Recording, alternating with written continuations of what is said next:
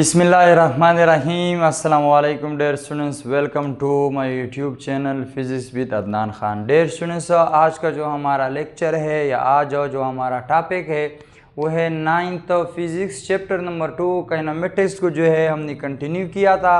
उसके कुछ टॉपिक्स जो है उनको हमने कवर कर लिए हैं। जो लास्ट पे हमारा टॉपिक था वो था ग्राफिकल एनालिसिस, यानी ग्राफ जो है ये क्या बताता है, ग्राफ को हम किस तरह जो है डिराइव करते हैं या उसको कैसे बनाते हैं।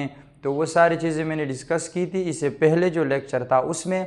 तो अगर उसने वो आपने नहीं देखा तो वो पहले वो आप देख ले। फिर आज का जो लेक्चर है उसी से थोड़ा सा रिलेटेड है, फिर आपको इसको समझने में आसानी होगी। ठीक है स्टूडेंट्स, तो आज का जो लेक्चर है वो टॉपिक जो है वो है स्पीड टाइम ग्राफ। ठीक है, यानी हम स्पीड और टाइम ग्राफ को जो है कैसे डिराइव करते हैं, कैसे बनाते हैं। या हम सपोज़ करें एक बॉडी है, उसकी अगर स्पीड जो है आपको दी गई हो, टाइम दिया गया हो कि एक बॉडी है उसकी वो स्पीड इतनी है और टाइम उसको जो लग रहा है वो इतना है, तो उसको ग्राफिकल यानी ग्राफ में आप कैसे प्रेजेंट कर सकते हैं। तो उसके लिए जो तरीका है वो आज हम सीखेंगे। और साथ में जो है ग्राफ जो स्पीड टाइम का जो ग्राफ का जो स्लोप होगा उसको भी हम डिराइव करेंगे कि स्पीड टाइम ग्राफ का जो स्लोप है वो हमें क्या देता है। ठीक है, यानी उससे हमारे पास कौन सी क्वांटिटी मिलती है। तो एज अ एग्जांपल जो है मैंने यहाँ पर कुछ वैल्यूज़ ली हैं, कुछ एग्जांपल के तौर पर आपके सामने, ताकि ग्राफ जो है हम ग्राफ बनाएंगे उस इन वैल्यू से, फिर जिससे आपको ग्राफ से फिर पता चल जाएगा बॉडी की स्पीड यूनिफॉर्म है या नॉन यूनिफॉर्म है या बॉडी की स्पीड ज़ीरो है। तो सबसे पहला जो टेबल है, पेपर में भी इसी तरह आपके पास इस तरह का क्वेश्चन होगा, आपको टाइम दिया जाएगा, टाइम की कुछ वैल्यूज़, साथ में स्पीड दिया जाएगा और आपने क्या करना है, इस तरह ग्राफ डिराइव करना है। तो यहाँ पर जो है टेबल बनाया है मैंने कि सपोज़ करें एक बॉडी है, वो टाइम जो है यानी स्पीड उसकी 20 मीटर पर सेकेंड है, टाइम उस वक्त कितना है, 0। अब जब 1 सेकंड गुजर गया तो फिर स्पीड बॉडी की कितनी हो गई, 20, वही जो पहले थी 20 मीटर पर सेकेंड। फिर जो है अगला सेकंड गुजरने के बाद उसकी स्पीड क्या हो गई, वही के वही है, यानी उसकी स्पीड में कोई चेंज नहीं आया। फिर इसी तरह नेक्स्ट सेकंड्स के अंदर फिर वही 20 मीटर पर सेकंड, फिर 20 मीटर। तो देखें यानी हर सेकंड के बाद बॉडी की जो स्पीड है वो ना कम हो रही है ना ज़्यादा हो रही है, जो पहले थी वही के वही है। अब आपको पता है ग्राफ जो हम इसका कैसे बनाएंगे, स्पीड को हमने रखना है वर्टिकली वाई एक्सिस के ऊपर और हमारे पास टाइम जो है उसको हमने कहाँ पर रखना है, एक्स एक्सिस के ऊपर। ऐसा क्यों कर रहे हैं, क्योंकि हमें पता है कि हॉरिजेंटली एक्स एक्सिस के ऊपर हम इंडिपेंडेंट क्वांटिटीज लिखते हैं, यानी इंडिपेंडेंट हमारे पास टाइम, तो वो हमारे पास किस चीज़ में आएगा, हॉरिजेंटल जो हमारा जो है कंपोनेंट है या हॉरिजेंटल जो लाइन है उसके अंदर हम इसको लिखेंगे और वर्टिकल में हमारे पास जो है स्पीड आ जाएगा। क्यों, क्योंकि ये एक डिपेंडेंट क्वांटिटी है। और हम पहले पढ़ चुके हैं कि ग्राफ में वर्टिकल पे हम डिपेंडेंट क्वांटिटी लिखते हैं, हॉरिजेंटल में हम इंडिपेंडेंट क्वांटिटी को लिखते हैं। ओके स्टूडेंट्स, अच्छा अब इसका ग्राफ कैसे बनाएंगे, ये जो टेबल डिराइव किया गया है ग्राफ कैसे बनाएंगे, तो पहले आपने थोड़ी सी नंबरिंग मेंशन कर देनी है कि सपोज करें टाइम हमारे पास 0, 1, 2, 3, 4, 5 जहाँ तक जो है गिवन है उस वहाँ तक आप जो है यहाँ पर आपने पॉइंट्स को मेंशन करना है। फिर स्पीड की भी इसी तरह वर्टिकली हम क्या नंबरिंग जो है मेंशन कर देंगे, 10, 20 एंड 30। अच्छा जी, अब देखें जब 0 टाइम था उस वक्त बॉडी की स्पीड कितनी थी, 20। तो यहाँ पर आपने क्या करना है, एक डॉट यहाँ पर ड्रा करना है। मैंने आपको बताया था यहाँ पर आप डॉट ड्रा कर देंगे। ओके, अच्छा आगे फिर जब 1 सेकंड गुजर गया, 1 सेकंड के बाद भी बॉडी की स्पीड कितनी है, 20 मीटर पर सेकंड। फिर जब नेक्स्ट सेकंड गुजरा, दूसरे सेकंड में भी बॉडी की स्पीड कितनी है, 20। अगले सेकंड में फिर बॉडी की स्पीड कितनी है, 20। इसी तरह करते करते यानी 5 सेकंड तक जब बॉडी टाइम पहुंच जाता है तो बॉडी की स्पीड कितनी होती है, वही 20 मीटर। और इन पॉइंट्स को हम मिला देंगे तो हमारे पास जो है ग्राफ कुछ इस किस्म का बन जाएगा। मैंने आपको बताया था जब ग्राफ इस किस्म का हो यानी एक्स एक्सिस के साथ हो तो यूँ समझ लें कि ये ग्राफ जो है इसमें स्पीड आपके पास क्या है, मोशन कांस्टेंट स्पीड, यानी इस वक्त बॉडी की स्पीड जो है वो क्या है, कांस्टेंट है। क्यों कांस्टेंट है, क्योंकि देखिए टाइम जो है वो इंक्रीज हो रहा है मगर बॉडी की स्पीड जो है वही क्या वही है। बॉडी की स्पीड में कोई चेंज आ ही नहीं रहा जिससे हम ये कह सकें कि बॉडी की जो स्पीड है वो कम है या ज़्यादा हो रही है, बल्कि वो क्या है, एक कांस्टेंट स्पीड के साथ मूव कर रही है। ठीक है, तो ये ग्राफ आपको क्या शो कर रहा है कि बॉडी जो है उसकी स्पीड ना कम हो रही है ना ज़्यादा हो रही है, बल्कि कांस्टेंट है। जो 5 सेकंड गुजरने के बाद जो उसकी स्पीड है वो भी 20 मीटर पर सेकंड है, 5 से पहले जो उसकी स्पीड है वो भी 20 मीटर पर सेकंड है। ठीक है, तो इसी तरह एक और जो है एग्जांपल अगर हम सपोज करें कि एक बॉडी है उसकी स्पीड 0 है, बॉडी यानी रेस्ट के ऊपर है, और टाइम हम नोट करें वो टाइम भी क्या है, फिलहाल 0 है। जब 1 सेकंड टाइम गुजर गया तो बॉडी की जो स्पीड है वो कितनी हो गई, 8 मीटर पर सेकंड। ठीक, फिर नेक्स्ट जो है सेकंड गुजरने के बाद टाइम की स्पीड कितनी हो गई, 16 मीटर पर सेकंड। फिर इसी तरह अगला सेकंड गुजरने के बाद बॉडी की स्पीड 24, इसी तरह करते 32 एंड 40, यानी टाइम जो ही गुजर रहा है सेकंड्स में स्पीड जो है वो बॉडी की क्या हो रही है, इंक्रीज हो रही है। कितना टाइम इंक्रीज हो रही है, देखें पहले 0, फिर 8, फिर 16, फिर 24, फिर 32 एंड लास्ट पे 40, यानी 8 मीटर पर सेकंड का जो इंक्रीज जो है इसमें स्पीड में आ रहा है। ठीक है, अच्छा अब ग्राफ में आपने इसको कैसे डिराइव करना है, देखें मैंने ग्राफ यहाँ पे बनाया है। यहाँ पर जो है आपने किसको लेना है, वर्टिकली में, उसी तरह आपने v स्पीड को लेना है। टाइम जो है वो आपने यहाँ पर x एक्सिस के ऊपर लेना है। ठीक है, अच्छा जी, स्पीड देखें जब 0 सेकंड था उस वक्त स्पीड 0, फिर जब 1 सेकंड गुजर गया उस वक्त इसकी स्पीड कितनी हो गई, 8 मीटर, यानी यहाँ पर पॉइंट आ जाएगा। फिर उसके बाद अगले पे दूसरे सेकंड में इसकी 16 हो जाती है, तीसरे में 24, और 4 सेकंड्स पे ये 32 एंड 5 सेकंड्स पे 40 जो है मीटर पर सेकंड हो जाती है। और आपने इसको इन पॉइंट्स को ज्वाइन करके एक लाइन बना देनी है, तो ये बन जाएगा आपका ग्राफ। अब ये ग्राफ आपको क्या शो कर रहा है, ग्राफ जो है speed increase by same amount after every 1 second motion with uniform acceleration. इससे का क्या मतलब है, अब ये ग्राफ आपको क्या बता रहा है, ग्राफ एक चीज ये बता रहा है कि हर सेकेंड के गुजरने के साथ साथ, यानी जो ही 1 सेकेंड गुजर रहा है स्पीड जो है वो मुसलसल एक ही अमाउंट की क्या हो रही है, इंक्रीज हो रही है। देखिए पहले 0, फिर 8, फिर 16, तो 8 और 16 में जो गैप होगा 8 मीटर, फिर 24 16 में 8 मीटर पर सेकेंड, 32 24 में फिर 8 मीटर पर सेकेंड, फिर 40 32 में 8 मीटर पर सेकेंड।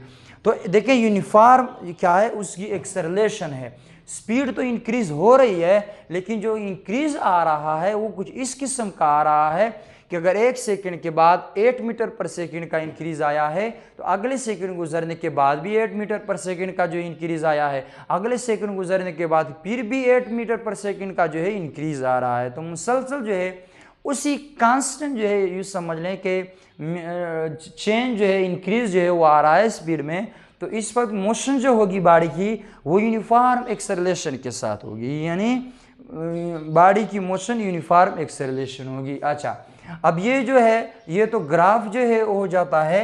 अब आ जाते हैं कि स्लोप जो है उसको अगर हमने फाइंड आउट करना है तो उसके लिए क्या करना होगा। देखिए स्लोप जो है उसी तरह है, उसी तरह आपने क्या करना है, ग्राफ बनाना है। वर्टिकल में स्पीड हमारे पास है, ओरिजेंटल में हमारे पास टाइम आ जाएगा। और सपोज करें बॉडी जो है ओरिजिन से कोई जो है स्पीड जो है वो तय करती है, उसकी कुछ स्पीड है इनिशियल उसकी। देखिए यहाँ पर जब टाइम 1 था तो बॉडी यहाँ पर थी, टाइम 2 के बाद जो फाइनल उसकी स्पीड है वो क्या होगी, v2। अच्छा अब स्लोप का फार्मूला हमें पता है, delta Y divide delta X, यानी वर्टिकल पे जो एक्सेस हैं और जो चीज़ें हैं जो कंपोनेंट है और वाई एक्सेस पे जो कंपोनेंट है उनको आप डिवाइड कर देंगे। और हमें पता है डेल्टा वाई, डेल्टा से मुराद चेंज, जो चेंज को हम कैसे फाइंड आउट करते हैं, फाइनल माइनस इनिशियल, तो ऊपर आ जाएगा y2 माइनस y1, नीचे जो है हमारे पास ये देखिए ये माइनस है, थोड़ा सा शायद छोटा है, मैं थोड़ा सा इसको ऐसे बड़ा बना दूं।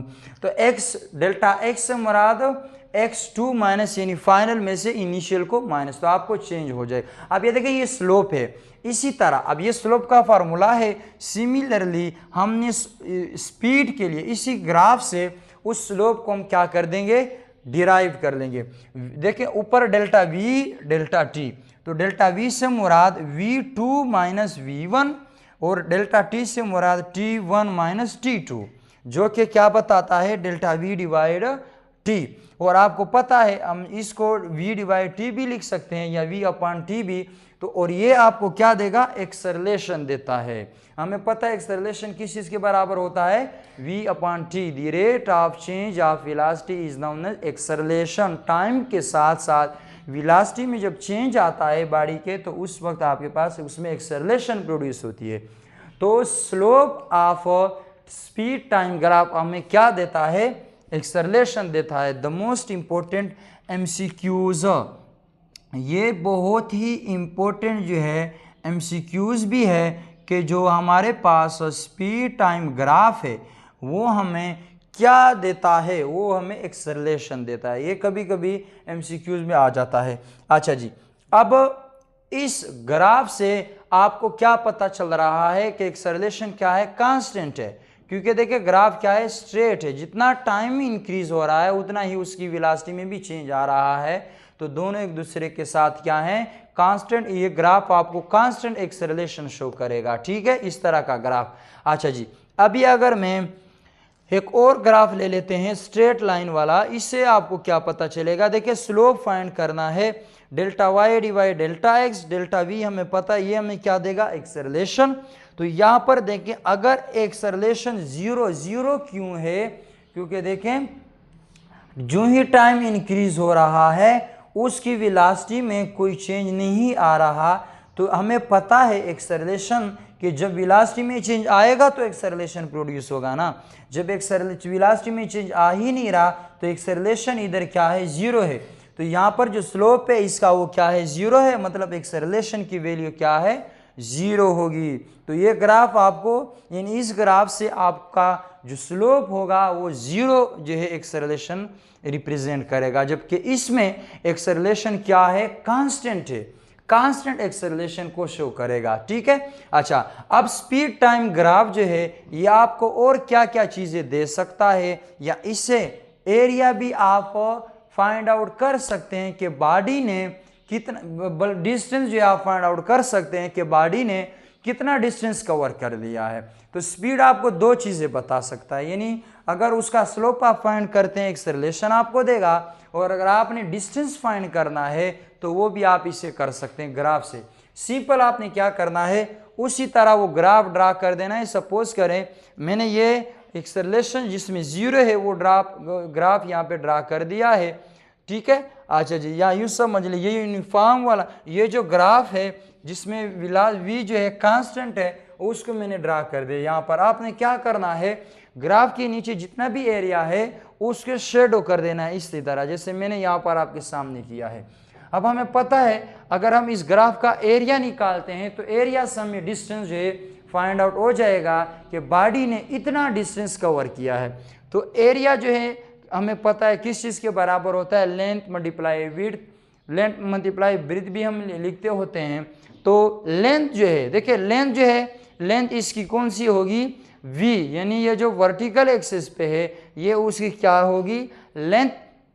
w विड्थ जो है इसकी टाइम, तो t मैंने यहाँ पे लिख दिया है। अब हमें पता है v मल्टीप्लाई t क्या हमें क्या शो करके देगा, डिस्टेंस शो करके देगा। कैसे, देखिए सपोज कर हमें पता है हमें जो है v is equal to H divide velocity, the rate of change of displacement is called velocity. तो वेलोसिटी का फार्मूला क्या होता है, v is equal to H divide T. तो अगर हमें s चाहिए तो t उस साइड पे चला जाएगा, यहाँ डिवाइड हो रहा है इधर आके मल्टीप्लाई, तो s is equal to v multiply T.